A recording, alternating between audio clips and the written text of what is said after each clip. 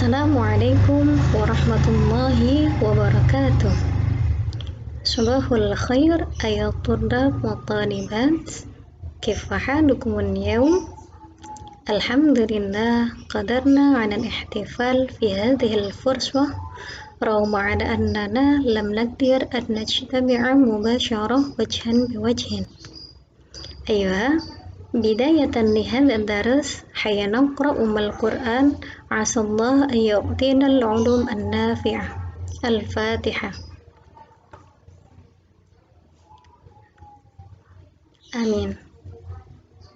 أيوة، تسهيلا لي وتسهيلا لكم أنطقوا إندونيسية. Untuk mempermudah pembelajaran kali ini, izinkan saya menggunakan bahasa Indonesia.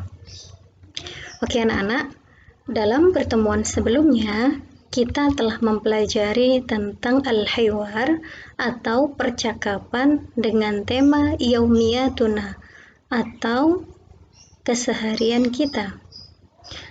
Dalam pertemuan kali ini, kita akan mempelajari tentang at-tarkib atau susunan kata dengan tema al-jumlatul ismiyah.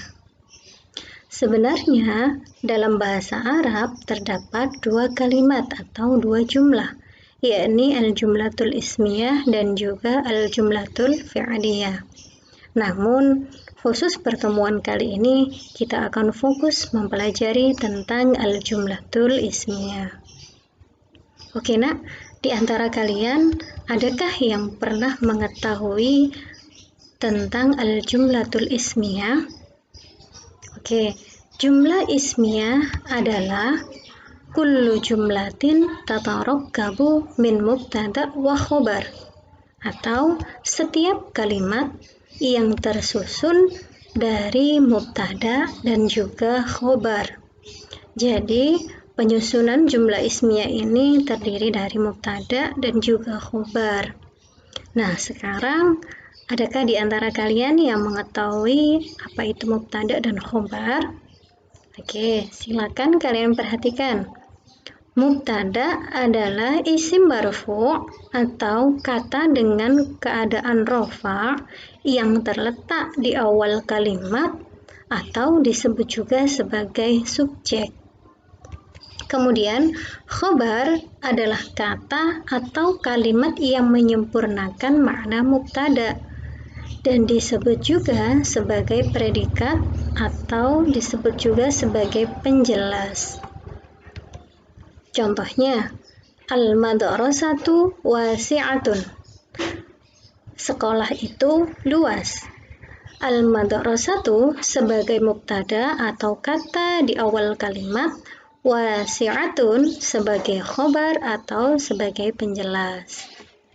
Nah, dalam menyusun mubtada dan khobar, ada beberapa ketentuan yang harus kalian ketahui. Di antaranya, yakni 1. Mubtada harus berbentuk isim ma'rifah dan harus rafa'. Sekarang kita bahas dulu isim ma'rifah itu adalah isim yang menunjukkan pada makna khusus. Nah, beberapa di antara isim ma'rifah yakni kata yang diawali dengan huruf al. Contohnya seperti al-kitabu, al-madrasatu, al-kursiyu. Namun, jika kita hilangkan al, seperti kitabun, madrasatun, maka ini bukan merupakan isim ma'rifah. Kemudian isim ma'rifah kedua, yakni dari nama orang atau nama tempat. Contohnya seperti Fatimah, Muhammad, nama tempat seperti Makkah, Madinah, Indonesia, dan lain sebagainya. Isim ma'rifah ketiga, yakni dari isim domir atau kata ganti orang. Contohnya seperti ana, anta, anti, huwa, hiya, dan lain sebagainya. Kemudian isim ma'rifah yang terakhir, yakni dari kata penunjuk. Contohnya hadza, hadhihi, dzalika, dan tilka.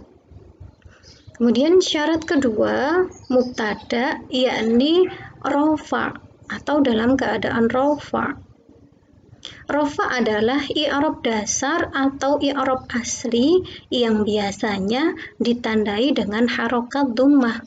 Contoh al-kitabu, huruf ba di akhir memiliki harokat dhammah atau dalam keadaan rafa.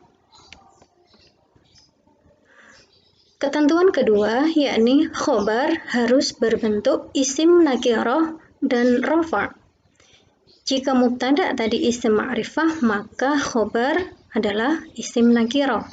Isim nakirah adalah isim yang menunjukkan pada makna umum. Jadi isim nakirah merupakan kebalikan daripada isim ma'rifah. Salah satu ciri-ciri isim nakirah yakni diakhiri dengan harokat tanwin dan juga tidak diawali dengan huruf al. Contohnya seperti mudarrisun. Di sini harokat akhir adalah tanwin namun tanpa awalan al. Kemudian ketentuan ketiga yakni khobar harus sealur dengan mubtada dari sisi jenisnya maupun dari sisi jumlahnya. Jenis berarti antara muannas atau mudzakkar, jumlah berarti di antara mufrad, mutsanna atau jamak. Contoh di sini, anta mudarrisun, kamu laki-laki adalah seorang guru laki-laki. Anta di sini jenisnya adalah mudzakkar, yakni untuk laki-laki, maka khobarnya adalah mudarrisun. Di sini juga mudzakkar. Jika kita rubah menjadi mudarrisatun, maka ini tidak bisa dibenarkan karena anta merupakan mudzakkar, mudarrisatun merupakan muannas. Kemudian jumlahnya, anta memiliki jumlah satu atau mufrad. Mudarrisun pun begitu juga memiliki jumlah satu atau mufrad. Jika dirubah menjadi mudarrisani, maka tidak bisa dibenarkan karena anta jumlahnya satu, mudarrisani jumlahnya dua. Maka antara mubtada dan khobar harus saling ada penyesuaian. Jika mubtada mu'annas, maka khobar pun harus mu'annas. Jika mubtada jumlahnya satu, maka khobar pun jumlahnya juga harus satu. Amati contoh berikut ini. Al-maktabatu wasi'atun. Perpustakaan itu luas. Al-maktabatu sebagai mubtada yang diawali dengan huruf al, kemudian wasi'atun adalah khobar di mana harokatnya adalah tanwin dan tanpa al di depannya. Kemudian keduanya memiliki jenis dan jumlah yang sama. Al-maktabatu jenisnya adalah mu'annas, jumlahnya adalah satu, wasi'atun jenisnya adalah mu'annas dan jumlahnya juga satu. Contoh kedua, Fatimah taftahul baba. Fatimah membuka pintu. Fatimah sebagai mubtada dari jumlah ismiyah nama orang, taftahul baba khobar dari jumlah fi'liyah. Keduanya memiliki jenis dan jumlah yang sama. Jenisnya yakni mu'annas, kemudian taftahu jenisnya juga mu'annas. Jumlahnya sama-sama mufrad atau satu. Hum yaqumuna amamal fasli. Mereka laki-laki berdiri di depan kelas.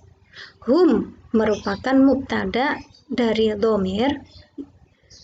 Kemudian yaqumuna amamal fasli merupakan khobar dari jumlah fi'liyah. Keduanya memiliki jenis dan jumlah yang sama. Jenisnya adalah mudzakkar, jumlahnya adalah jamak atau banyak. Bagaimana anak-anak? Fahimtum jami'an? Oke, insyaallah semuanya sudah paham ya. Nah, tatim darasanal yaum bi qiraati alhamdulillah. Syukran, wassalamualaikum warahmatullahi wabarakatuh.